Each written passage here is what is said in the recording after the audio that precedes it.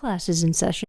And welcome to Unlearn 16 Classes in Session. Now today, guys, we're going to go live at the exact same time that I'm going to do this podcast. So it's going to be dual. And I'm going to answer any questions that you guys have, and I'm going to put them up on the podcast. I'm going to show you some Christmas stuff that I got, and I just got it in the mail recently. Thought that would be fun for us to, for you guys to look at. I'm drinking out of my mom's Elvis mug. You know, Elvis and Jerry Lee and Lewis. For those who don't get it, please refer to Anna Pack. How's everybody doing tonight? So what's new and exciting, guys? So right now, it's, what is it, 2 days? A day before New Year's? It's a day before New Year's. And I'm going to kind of work through anybody coming up with questions on TikTok, and I'm going to film the podcast at the same time. I'm going to do it all, is what I'm going to do. Oh, my necklace is tangled. I hate it when that happens. It's because of those raccoons. Thank you, guys. There's so many things that I want to say in this podcast, and I thought it would be great if I did it at the same time. And it's not just because I have my necklace is so tangled. I'm sure you guys find this riveting. But you know when your necklace is tangled and you can't really do anything else in life? It's just like you have to sit down calmly, take it apart until it's detangled, right? That's like a good New Year's metaphor. We're on a podcast. I'm going to have a shortbread cookie. I'm going to drink a tea. I'm going to show you some stuff I got in the mail. My student makes these for me every year. It's an amazing shortbread. Absolutely amazing. My night's going well. How's everybody else doing? Did everybody see my TikTok with the raccoons? Guys, I have a raccoon family hanging out on my windowsill. You'll have to watch part 2 of my video tomorrow to find out how I've tried to solve that scenario. My IG username, Unlearn16. Your students make them for you? Sorry for the broken screen. Listen, I'm good. I think you'll see part 2 of the raccoons. It's going to be fine. But it's going to be New Year's. When you guys are going to see this, I know you guys are watching me right now, but when it's going to be New Year's, you know, this will air on the 2nd. I think we need to talk about some New Year's stuff. What do you mean Anna revealed my solution? Guys, listen. When you have a partner in social media and then she reveals your solution and she reveals the TikTok that's going to happen the next day, what the heck? Took down all my decorations. Took down everything. Listen. And a heater. Thank you, guys. Look, how you doing, Terry? Couple things. Number 1. It's going to be New Year's. I don't do resolutions. So, for all of you who are like, what's your New Year's resolution? I have 0. But we can talk about cool things that we want, right? That we want in our life, that we're pushing towards. Any question you guys have, now's the time. I'm going to answer all your questions. Going to do it on the podcast so everybody hears my answer. How have kids changed? They haven't. That's a hard question for a lot of people to really understand. Kids over the past 20 years, I kid you not, have not changed. What's changed is the access to information they have, the tools they have. To be honest, the thing that's changed the most is the fact that they gain more awareness, more intelligence, more of a world view the older I get because the greater access they have to technology. That is a great thing. That is an amazing thing. So the way that teaching has to adjust is actually quite brilliant. You have to be smarter. You have to be better as a teacher. And you have to not be worried about saying, I have no freaking idea. That's the bottom line. The bottom line is you as a teacher have to realize these kids now can fact check you in 2.2 seconds. There's no such thing as a teacher knowing everything. When I was a kid, I thought teachers knew everything. I would never second guess them. That made us, by the by, not more intelligent in 1980. whatever, 1994, that makes us less intelligent.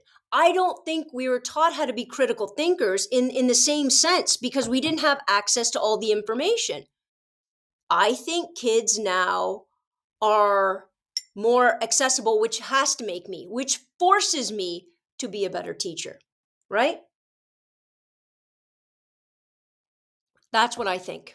And all these people who are going back and saying, oh, well, we got to get back to the basics. Back to the basics of what? These kids are way past the basics. These kids are living in an era of computer technology, of interconnectivity, of self-driving cars, of chips, of chips in people's brains, and we want them to what? Go back to the abacus? Are you okay? Stop it. We can't go back to the basics. We're not basic anymore. These kids need to know more history, more science, more technology. Why? Because as we grow as a world, as a society, as a civilization, hopefully, we get smarter. So as we get smarter, those kids have to know more. They don't have to know less. How dare you say that kids today aren't as smart? It's ridiculous. Of course they are. Of course they are. And for all of you people like, yeah, but they don't know how to build their own fire, give them 3 minutes. They'll be fine. But can you code a computer, Uncle John? Aunt Karen? You're worried about what? Calligraphy? Well, you dropped quill pens forever ago, right? And we're worried about being able to have really beautiful handwriting. I don't know if these are skills we need to hold on to with both hands. That's all I'm saying.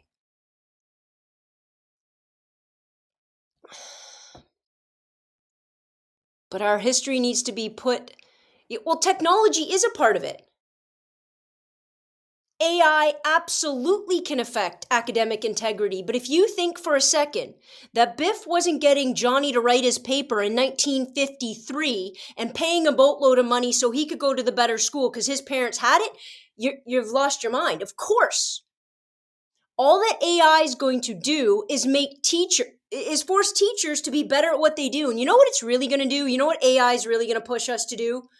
Stop asking kids to memorize crap that doesn't matter. It's going to push us to stop letting them just go away and do a project, write it down, and hand it in.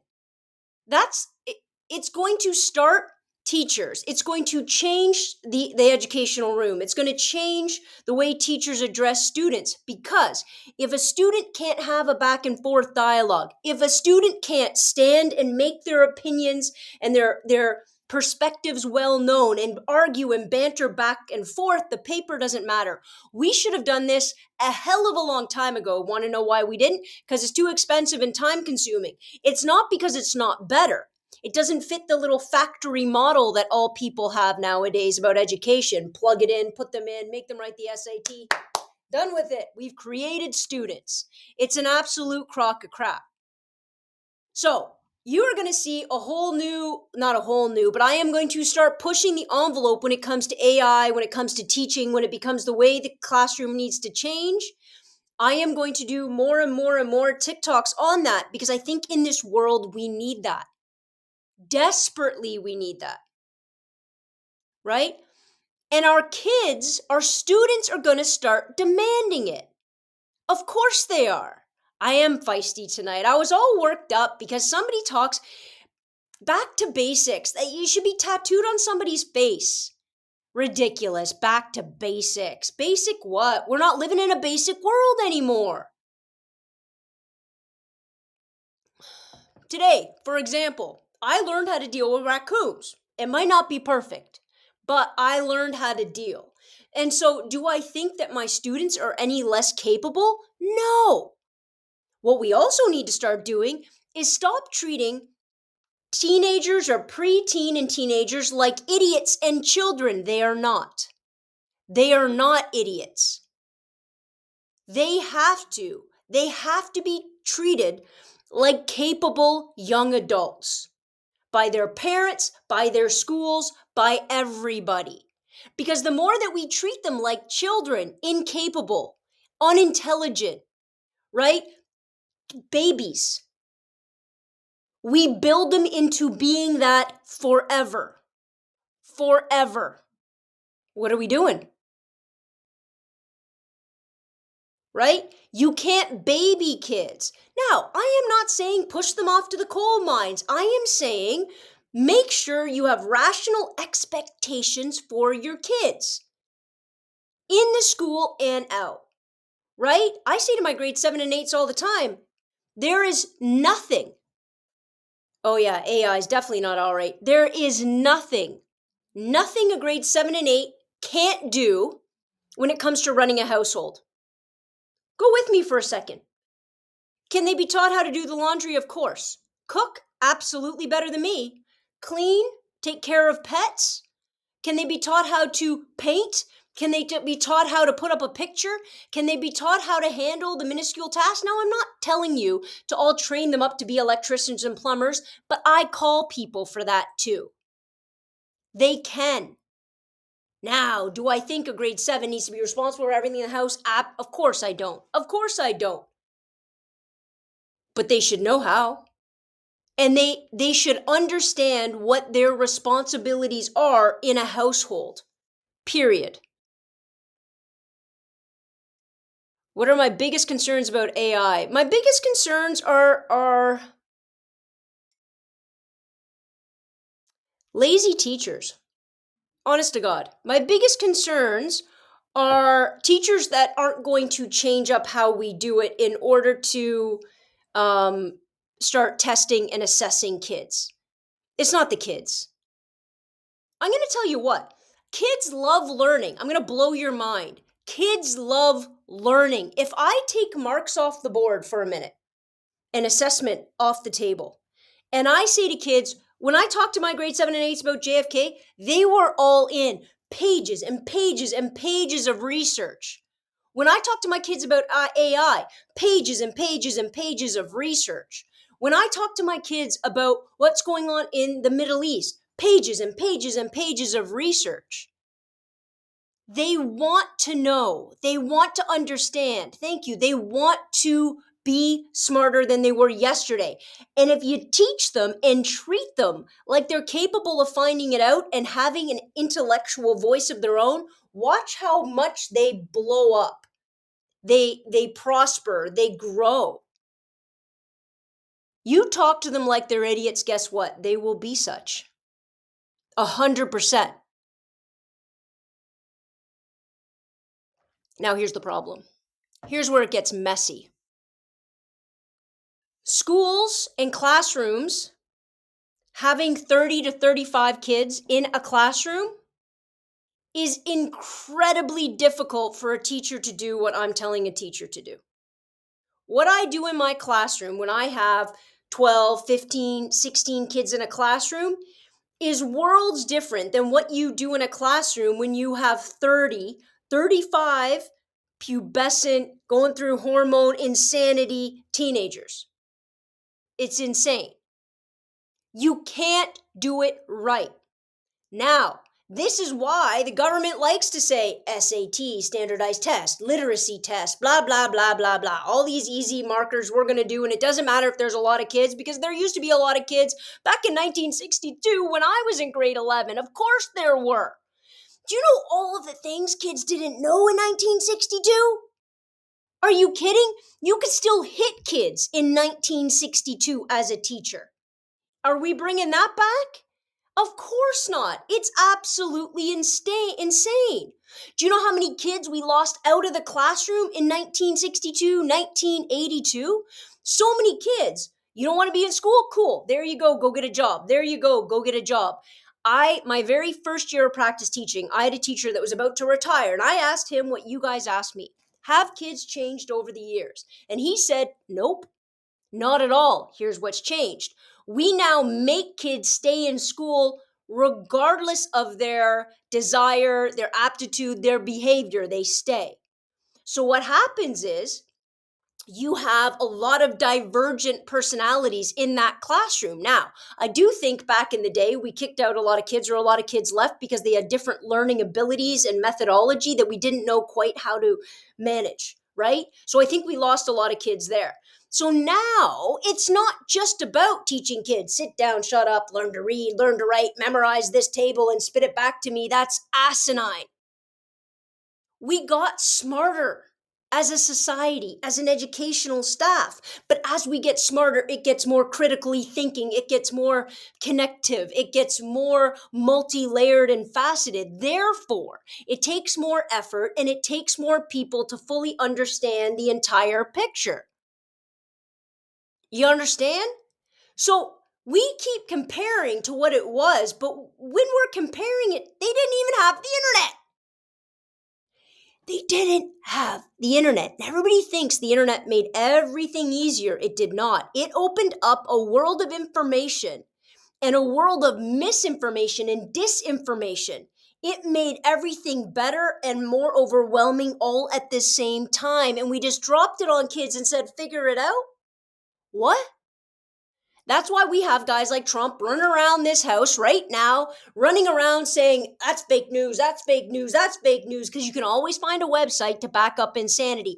If a 45-year-old worker living in the southern United States or the northern United States can't distinguish between what is true and what is false, how can a grade 7? Unless we teach them media literacy. Absolutely, yeet. And we can't have media literacy, true media literacy, because I don't know about you, but I'm figuring it out as we go. I grew up in the 80s and 90s. The only media we were ever worried about was what the commercial was going to make us buy. Tommy, I don't know what started it. I had a tea, I got uppity, I was exhausted all day today, and I'm talking to you guys and I got all ramped up. All of this requires us to put more money, more education, and more training into our teachers.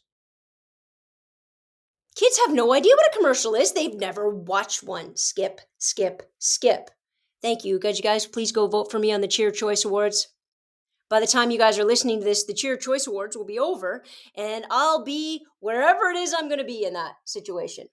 But can I take this moment? Actually, I'm going to take a little divergent path right now to thank everybody for a couple of things. Number one, thank you so much for supporting me on TikTok, on Instagram, on Twitter, on my podcast. I appreciate every single one of you. Thank you so much for whoever nominated me for the Cheer Choice Awards and for all you guys for voting and supporting me and spreading that and trying to got me into the top 5. Thank you so much for being on here with me all the time and staying authentic and truthful and disagreeing with me when I need it and pumping me up when you want to and pumping each other up and supporting each other in this community. This is an example. Everybody says social media is the problem. Bullcrap. It is the way in which we utilize it. And social media has this interconnective amazing power to reach and bind and link hundreds of thousands, if not millions of people. Anybody can vote anywhere, right? This is it.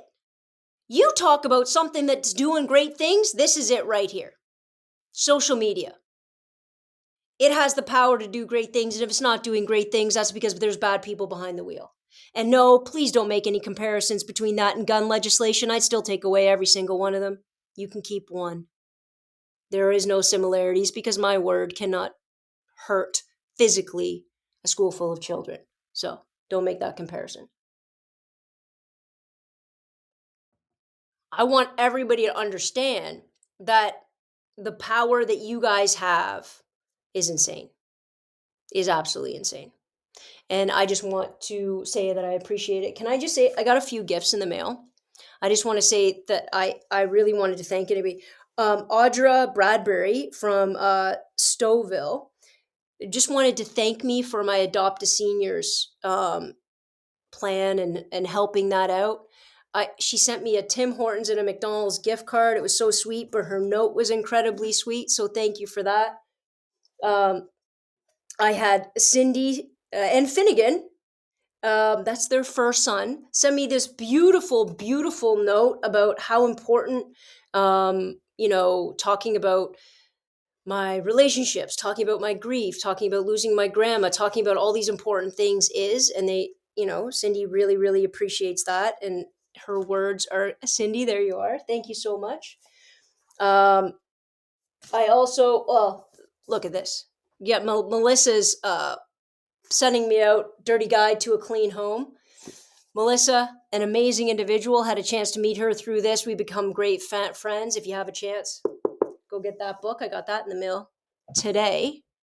Now, I'm going to show you something. So this is from Catherine. I don't know if Catherine's in here right now, but I'm assuming Catherine made this. Okay? I hope it's apparel and accessories. So I guess it's a small business. It's her small business, and it's called It's All Wild Co. It's allwildco.com, right? There it is right there, allwildco.com. Go check them out. This is what she sent me. This is how much you guys know me. Seriously. Look at this. Look at this. Are you kidding me? Are you kidding me? And if you're not, if you're only listening to this podcast, let me tell you. It is a hoodie with Boo Berry, Count Chocula, and Frankenberry all on it. How amazing is that? I just want to say thank you, Catherine. I don't know if she's on here right now, but that's amazing. And then this one made Ray cry. Oh, wait. This is the one Tracy sent. I don't know how many people saw the one that Tracy sent, so I wanted to show this. I don't know if is Tracy in here? Look at this. She did this for my mom. Look at that. Presley. It says dog mom. And then she got one for Anna and I. It says Ripley.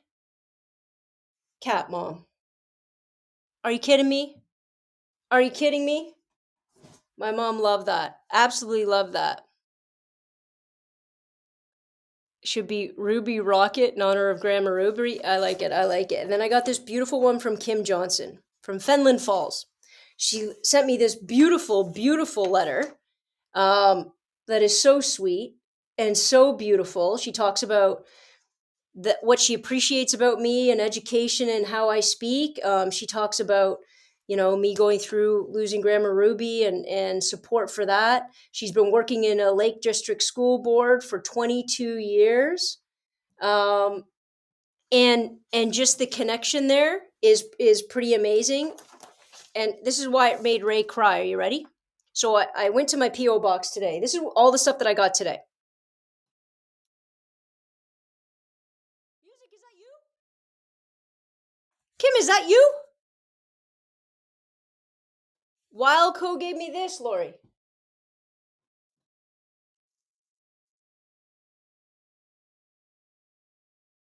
Okay. So, music, Kim, let me tell you, you just made my uncle tear, okay? So I opened it up, and my uncle, and Ray and my mom are both sitting there, okay? And I open it up, and I'm like, oh, this is so sweet. This is so sweet. It says, I wear my heart on my sleeve. And then I didn't think anything else of it. I wear my heart on my sleeve. I'll hold up the book in a second again. I wear my heart on my sleeve. And then I noticed that she has written down my sleeve Ruby, Angela, Ray, and Anna. Look at that. Ruby, Angela, Ray, and Anna. And the reason why, this was pretty cool for Ray is sometimes I don't know if Ray knows how important he is to me, right? I mean, I tell him, but, I don't know how much he knows that. Those other people know that. But I don't know how much he knows that. So to see you guys, well, Kim and you guys know that he is that important to me, and I talk about him enough so that somebody who listens to me on here actually makes sure that he's on the heart of my sleeve. Kim, you did good. You did good. You guys all did good. And by the way, people have sent me stuff forever in all different capacities, Would hide under the bed is exactly true, Yeet. Exactly true. You guys absolutely listen, Those have been popular. So many. They're very sweet, Crafty, right? You need to see the wall behind me. The wall behind me has a shark. It has Decafla, which is from Buffy the Vampire Slayer season 2, and it has an Ewok. That's in the wall behind me, just so everybody knows. Now, for people who wanted to see Melissa's book again, Melissa, A Dirty Guide to a Clean Home. I know that's backwards, but it will be frontwards for the at-home viewing audience for the podcast. You guys can go get that on Amazon. What are my opinion about teachers carrying guns? No! 100 times over, no. I can't, I don't know what other words to use. Maybe no in every language that ever was written. Thank you so much, Kim. So I think that, I talk about it's so funny. So I think what really started me, yeah, Tommy, it's just an awful idea. It's not a solution. It's a reaction. I just blew my own mind. Teachers carrying guns isn't a solution, it's a reaction. And the more we react to issues within our society and don't understand the root cause, the more that those issues are just going to gain more prevalence and more destructive capacity. We need to find a solution, not a reaction, to the growing numbers of violent crimes and gun crimes in the United States. Period. Right? We need a solution, not a reaction. And I'm exhausted at hearing reactions. And they present the reaction as the solution. There's the banning cell phones, ridiculous. A reaction, not a solution. Thank you, Yeet. Banning cell phones. I'm going to go on a tirade about that in the next little while. I have a list of things I'm going to do TikToks about. Banning cell phones is a reaction, not a solution. It's a reaction to teachers not being able to control and mitigate 35 kids in their classroom. It's the 35 kids that's the problem, not the cell phone. And by the way, when you take away their cell phones, they're going to do the exact same things on their computers. By the by.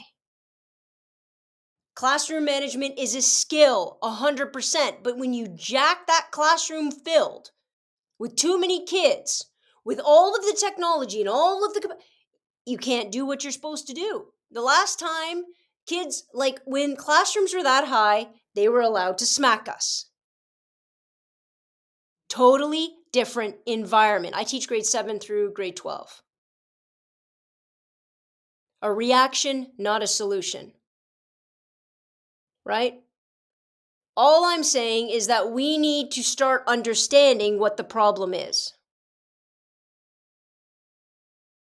And the more that we let people take the wheel and pretend as though, give the illusion, give the pretense that they have the solution, but it's a reaction, the more they're not understanding the actual issue in the first place. Period. Right?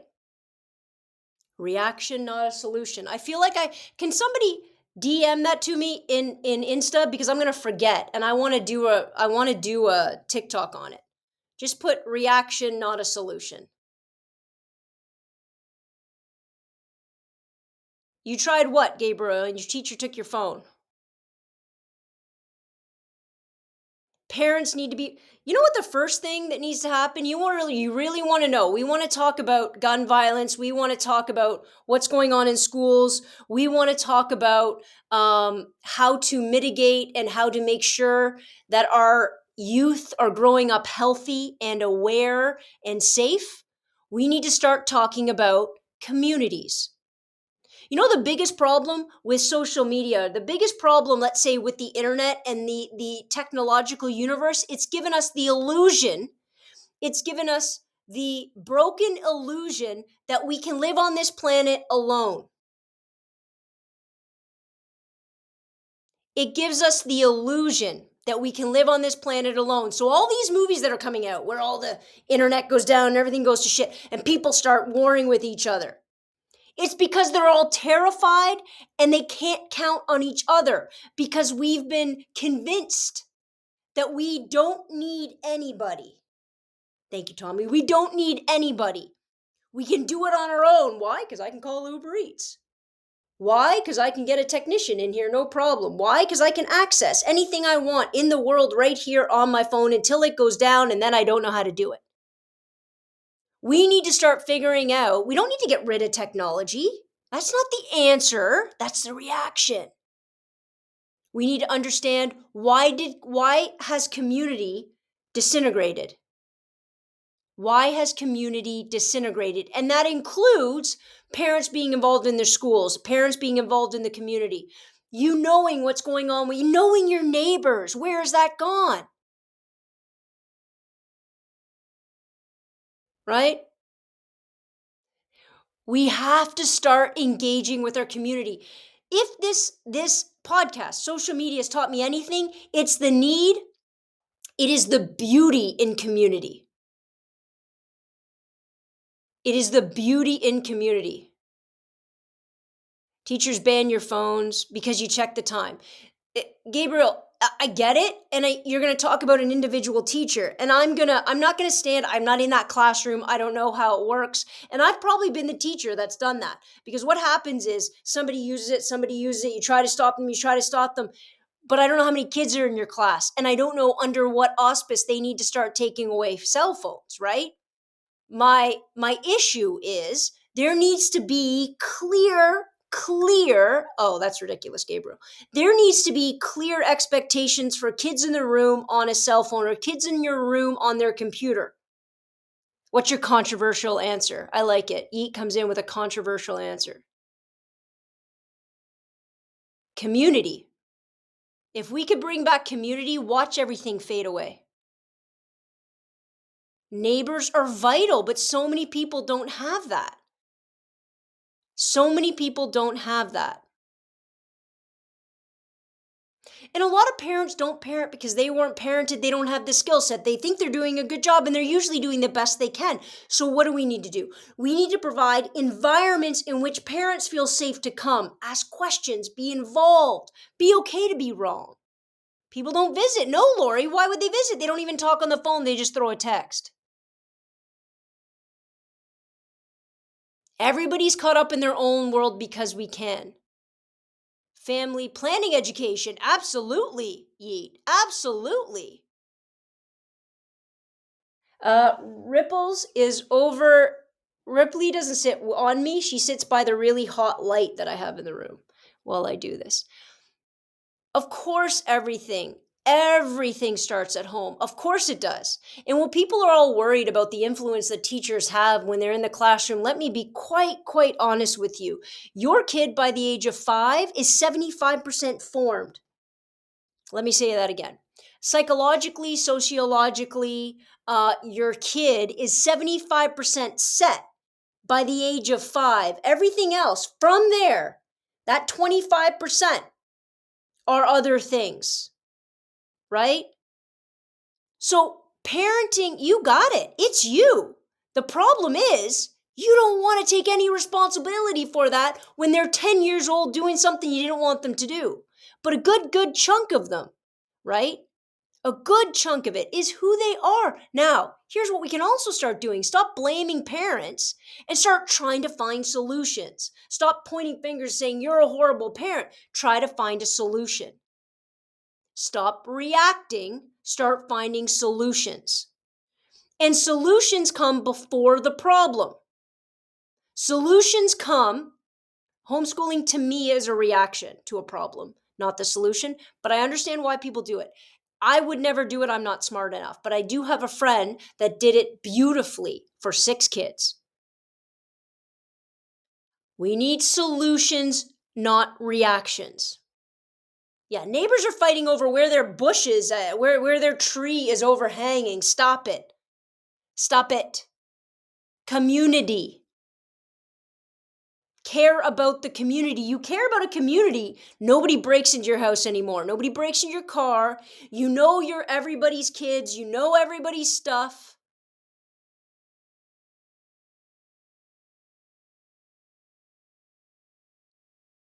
Now, it's never too late for anybody. Nephew, niece, it's never too late for anybody to become aware, to work on their stuff. None of us are perfect. None of us had the perfect childhood. None of us had the perfect conceptual birth and life through. We've all made mistakes. We all are products of parental and family issues and mistakes. That's okay. What we can't do is say, that's just who I am, take it or leave it. No. We need to start taking personal accountability. As soon as you hit the age of 18, whatever's happened up until there might not be your fault, but it's now your responsibility. So as it's your responsibility, you need to take the bull by both horns, and you need to get therapy, get educated, get whatever it is you need in order to do better, period. So it might not be your fault, but it's your responsibility. You can, any mental health issue might not be your fault, but it's your responsibility. Absolutely. And nobody's asking anybody to be perfect. They are asking them to do the best they freaking well can. That's it. Do the best you can. There are lots of people with many different levels of mental health issues, right? And in no way, shape, or form am I telling everybody they have to act in a certain way, but it's still their responsibility. It can't be anybody else's. It can't be. Right? Not your fault, but your responsibility. And that's what I honestly believe that's what schools should be teaching kids too. Because as a teacher, right, there's a lot of times where I understand or I see that a kid's parent won't get them to school on time. Am I supposed to punish the kid? I'll get on the phone with the parent. The parent will say, I just can't get there that early. I'm sorry. He'll get there when he gets there. Am I supposed to punish the kid? What am I supposed to do there? But that kid needs to understand that even though that's not their fault, it's still their responsibility, unfortunately. And that's a really concrete example of some bigger issues. It's not their fault, but if you miss class, it's your responsibility. So you got to figure out how to mitigate for that, right? It is a hard one. I can't punish them, but it's still their responsibility. They got to figure that out. The same with parents who are like, we're going away for an extra week at Christmas. I don't care what they miss. Oh, that's nice. You don't care. But it's still their responsibility. School doesn't stop because you decided to go to the Bahamas. So my grade 7s and 8s and all my kids understand that. So I had grade 7s and grade 8s that took off more time. That's cool. But you know what they did? They got all of their work done ahead of time. They understand that's their responsibility. Not their fault, but it's their responsibility. Oh, I have tons of experience with autism and kids on the spectrum and people on the spectrum, because I think the more that I get to know kids and the more that I get to know people, the more we understand autism. We're all kind of on it somewhere, right? Accountability is a huge challenge. And the big challenge is when parents don't want to be accountable. But I try to say to the kid very, very clearly, this is what I try to do, because I'm not interested in creating a rift between parent and kid either. But I will make it crystal clear with my expectations in the classroom and what their responsibility is. And if their parent decides to mess with that, I talk to the kid about how to adjust so they can own up to their responsibility. Period. They're adult, they're infallible. Yeah, or because they're the adult and they get to make decisions for their family. And that's all true. You get to make decisions. Nobody is stopping any adult from making decisions for their family. All I'm saying is that there needs to be accountability and responsibility taken. That's it. I've taught kids with some physical disabilities, nothing incredibly significant. Nothing's. I taught one kid with CP, so had some mobility issues, but for the most part, I've taught kids the physical disabilities have either been sight or hearing impairments. Of course, you have to do it by case, Leanne, and that's another thing. right? This notion, the pretense of objectivity, and we apply the same rules to everybody, the exact same, and that's what equality looks like, is a crock of crap. That's why equity matters. That's why equity matters. Because different students are in different circumstances, and those different circumstances create the need for a different response and a different type of accountability. Of course. Each child is different. But guys, you know this. You have everybody standing up there saying we're going to treat all children the same. All children the same. This is my podcast, but sometimes I do a TikTok live while I'm doing my podcast, and it's just, all over the place. Equity matters because it's rational. It's not because it's nice. It's not because it's kumbaya, let's all hold hands. No, no, no. It makes sense. It makes sense to get the best out of people that you possibly can get. It makes sense because if you don't take specific circumstances into account, you are going to lose students and you're going to lose people along the way that have something incredible to offer.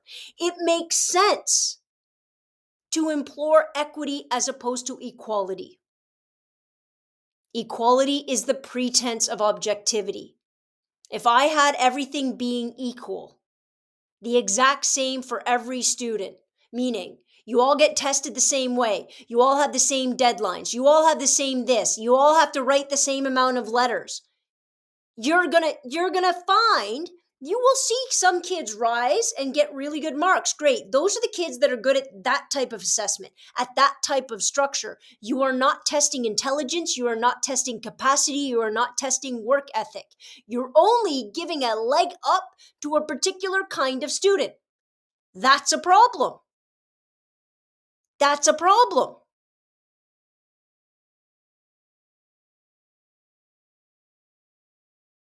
It's funny, I don't see people making decisions based on their emotions. I see governments, for the most part, and sometimes educational departments making decisions based on two factors.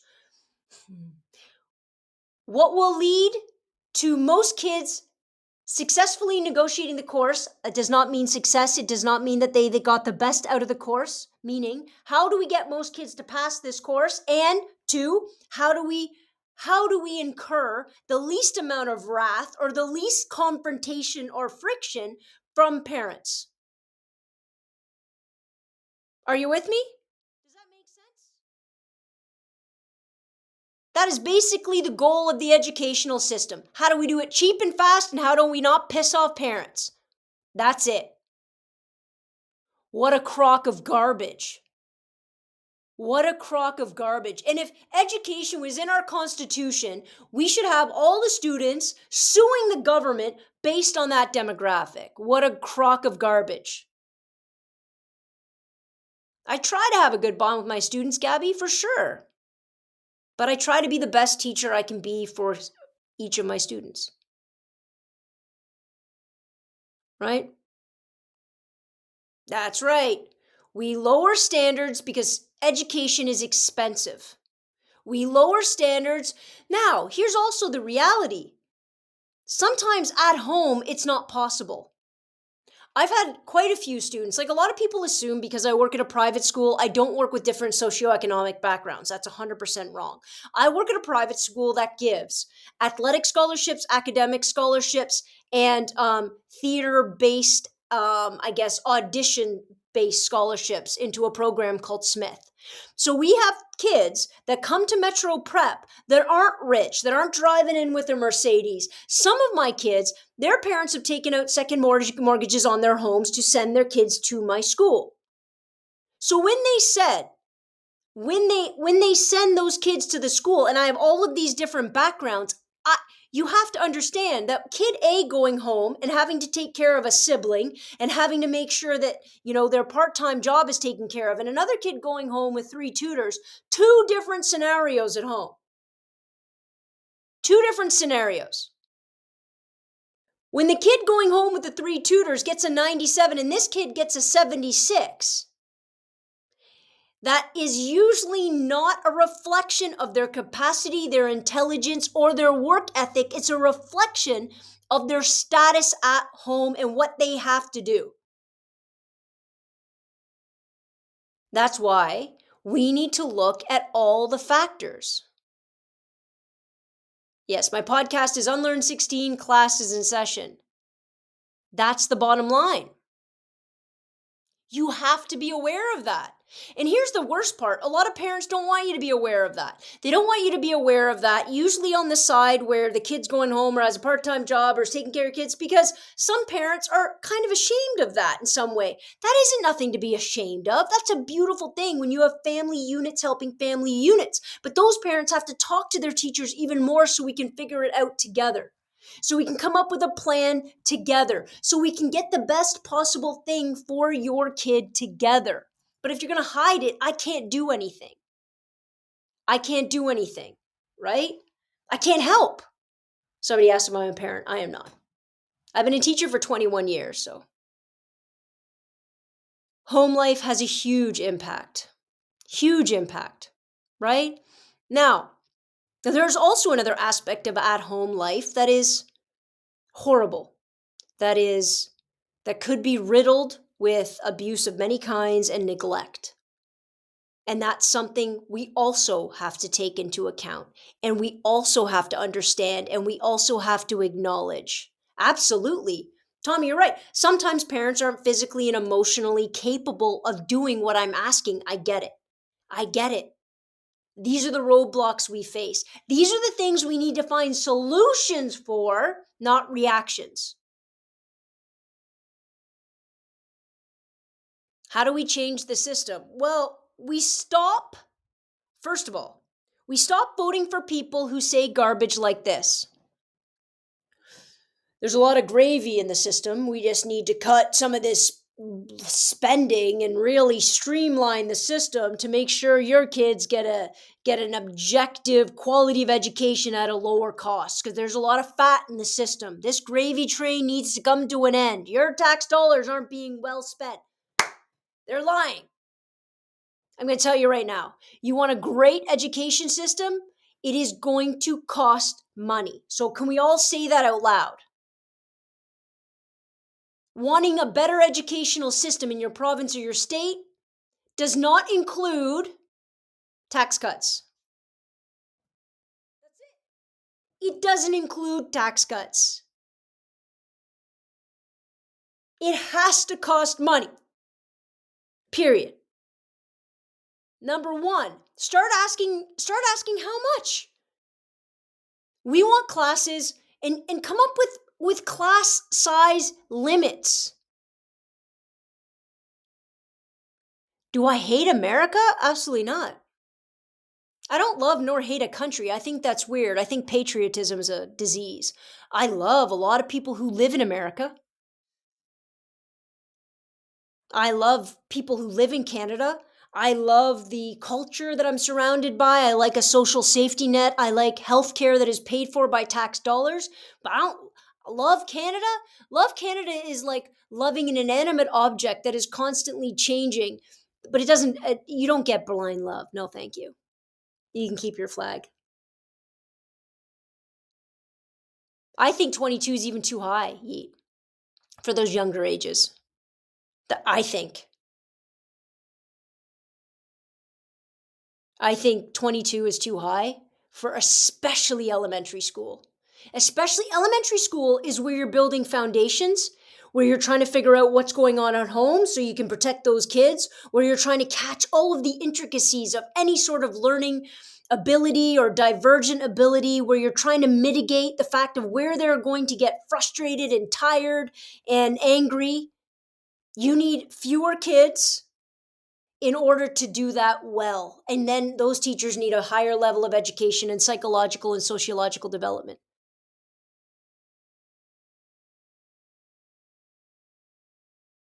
35 grade 7 and 8, Joe, I'd call it a day. I'd tap out. I'm out. It's too many.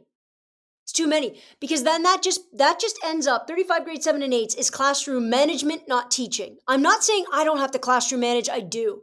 But when you have 35, it is too much classroom managing. Because remember, you'll have kids who are neurodivergent, who are on this spectrum of all different kinds, different learning abilities, different IEPs. You have all these different balls in the air, forgetting altogether that they're hitting puberty at a freaking, I was going to say Ben Johnson pace, but that would be inappropriate. Who's a really fast runner? Who's that guy from Jamaica? Whatever, you get my point. They're going into it hard. Right?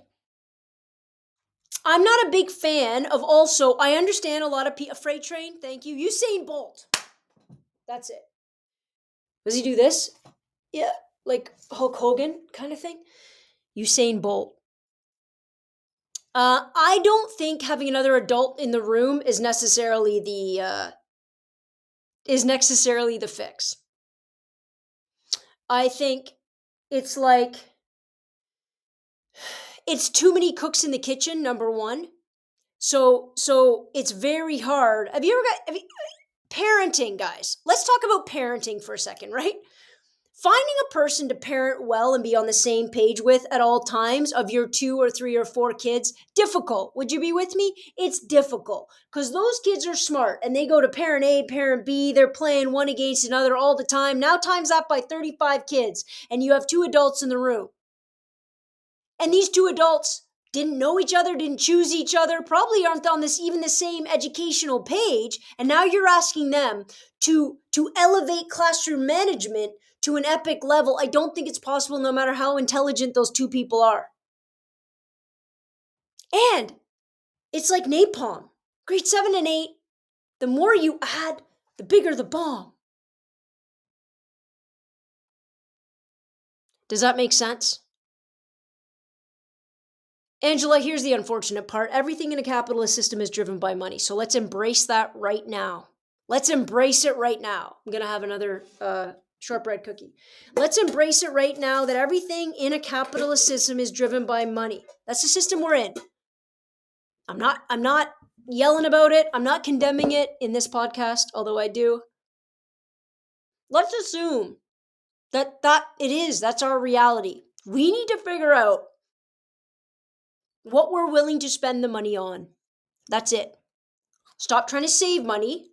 Thank you. Stop trying to save money. Start trying to figure out what is the best way you can possibly spend money in this capacity. How much do we need? Where is the best money spent? Ideal class size for me. Remember, I don't teach elementary, okay? But I would say for young kids, max 15. Max. All the way up to grade 8. Grade 9, it can get a bit bigger. Grade 10, grade 11, it can go up. By grade 12s, in my opinion, you should be able to be in a class of 30 kids, let's say, and be more independent, more self-driven if you have had that perfect storm going all the way through. Because come university or college, you're going to be a room full of a whole bunch of people. You need to learn how to mitigate that. As the class size gets bigger, kids need to have more responsibility and more accountability. And if they haven't been taught how to do that younger, it's going to feel like a tidal wave when they're older. Does that make sense? Test scores to me are garbage. I don't know what test score means. I really don't. Standardized testing, to me, is useless unless you're trying to find a quick and easy way to pretend that you're objective. My tea was cold. Unacceptable. Accountability, absolutely. But if we're going to have accountability on any level, in the workplace, at school, at home, you need to have 3 things. Clear expectation, clear consequence, and consistent follow-through. Clear expectation, clear consequence, and consistent follow-through. Period. And if you have, he already brought this one up, Tracy, if you have all 3 of those things, everything else gets better. I get that, Abby. So I get trying to group kids with the same level. Here's the thing. When I see a kid in a classroom, for example, I'll give you an example. I have a kid in a classroom who gets 99. 99. They work, they work, they work, pages and pages, memories like elephants. They are amazing, but socially, they don't know how to interact. They don't know how to work in a group. They don't know how to rely on other people. They don't know how to do anything other than work and work and work.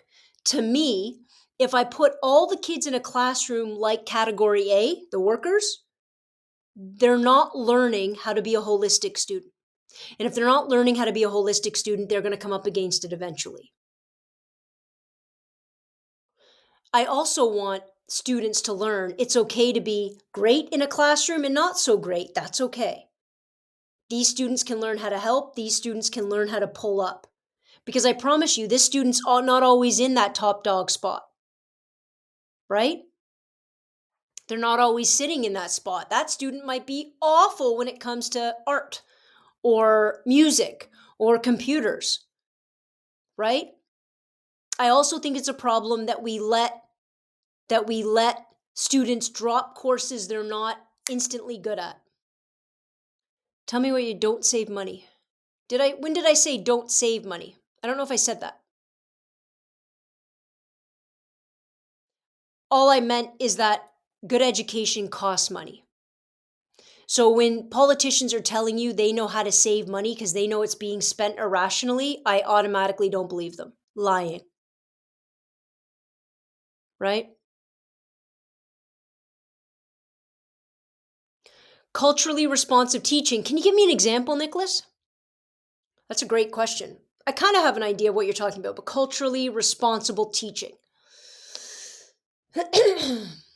I would love to know how you define that. Oh, I'm not saying there's no waste of money. I'm saying that the money that's required might be wasted in some areas, but it's not. It's essential for the bigger picture.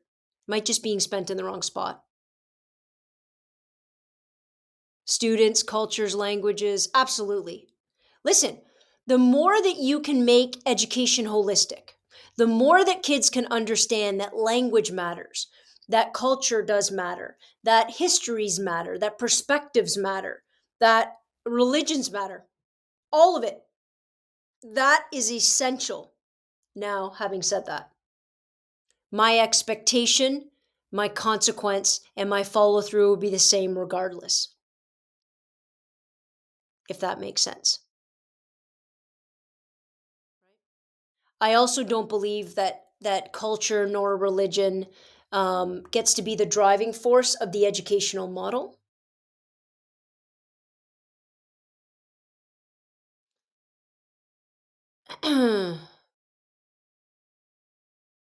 Well, yeah, usually the people that get to spend the money have no idea what they're talking about. Do I believe in book smart versus street smart? Sure, a little bit. I believe that some individuals have a greater capacity to organize their learning structure, to focus on a task, to be told how to go about something, and to be very good at that systematic process. Whereas other kids who aren't good at that have to rely on instinct a great deal. So what ends up happening is the kid that relies on instinct, those skills get better. And the kid that relies on functional, structured learning, those skills get better, right? It's not because I don't know if they were born either way. I just think it's a matter of what they get comfortable with early and what they are forced to develop or what they feel comfortable developing. That's basically what it is, right? I teach history, politics, society, all of the social sciences. There's tons of different types of intelligences. And historically, education is only tapped into, let's say, auditory or writing. I'm a teacher, not a lawyer. I found out that it doesn't look like A Few Good Men, and I said I'm out. I don't get to bang on the desk saying, I want the truth. Stop it. I don't want anything to do with it.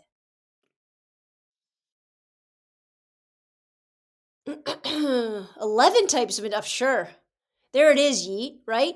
Like when I was in school, we never talked about it when I was a student. When I became a teacher, we started talking about it, different types of intelligences, and now it's ballooned to 11 different types. Now, can you imagine being a teacher of a class of 35 and having to invoke or tap into all of those different types of intelligences and expecting to classroom manage and handle cell phones and handle. It's ridiculous. Was it 9 when we were younger? I teach grade 7 through 12. I skip grade 9 because.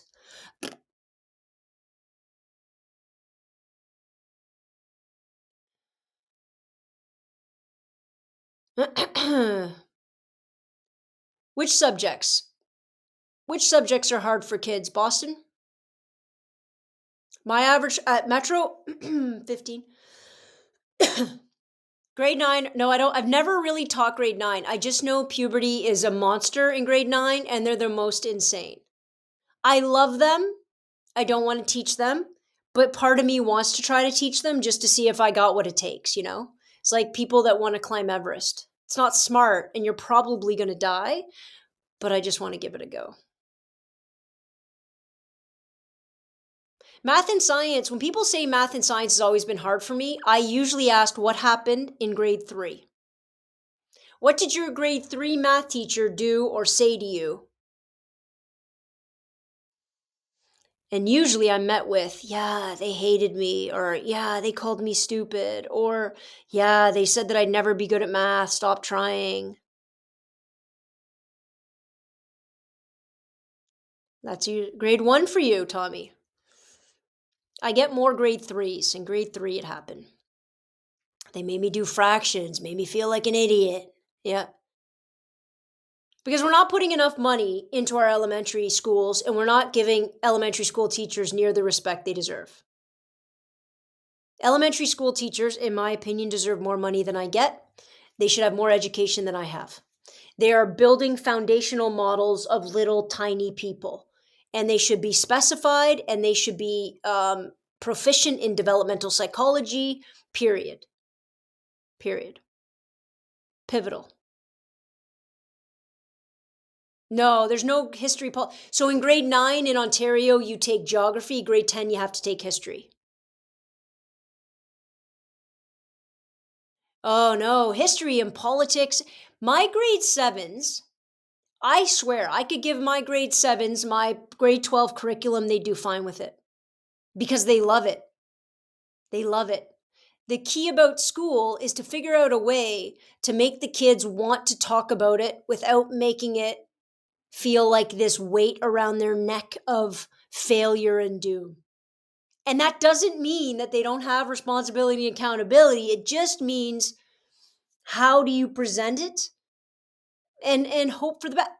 Don't think for a second, guys, by the way, that I have all my students are like, I love history with Joanna. No, no, because I'm battling 10 years of no accountability and responsibility sometimes.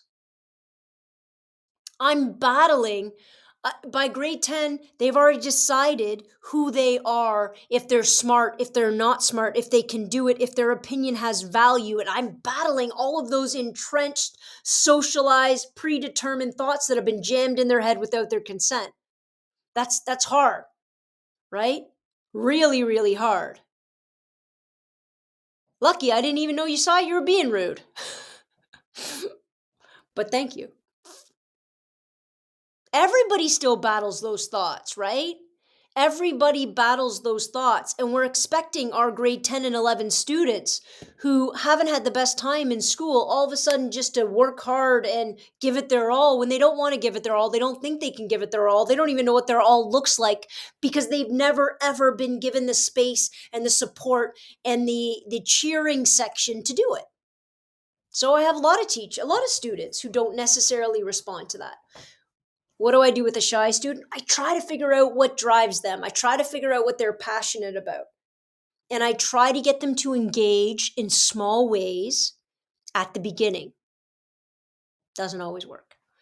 Depends why a student's shy. Some students are shy because they're insecure. Some students are shy because they just don't care. Like, Anna isn't shy because she's uncomfortable. Anna will be quiet. That's not shy. She just, at some point, Anna will be like, meh, this isn't my conversation. And so it seems like discomfort or not wanting to step into a scenario. So you have to figure out what it is. Am I trying to build up their confidence, or am I trying to prove to them that socialization with their peers matters? Because those are two different roads. Actually, the kids that can step away from those conversations and don't care, those kids don't need any more confidence builders. They're good. They're 100% good. They need something else. They need something else. Sometimes it's both, yeah.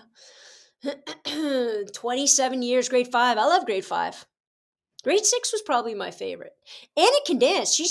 Anna doesn't lack confidence at all. Sometimes, if it's not an interesting conversation, she's just not going to enter into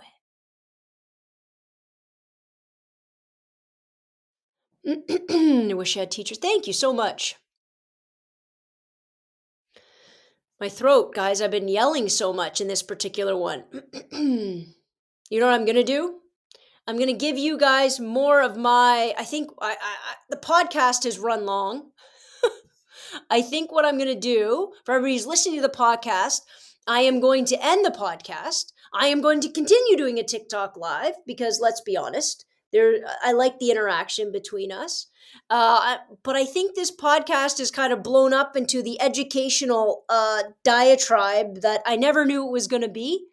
So thank you so much for letting that happen. And everybody who's listening to me, thank you so much for that. I hope you have a great New Year's night. I hope everything went great. Have a great week, and I will see you next Tuesday. Same bat time, same bat station. Dismissed.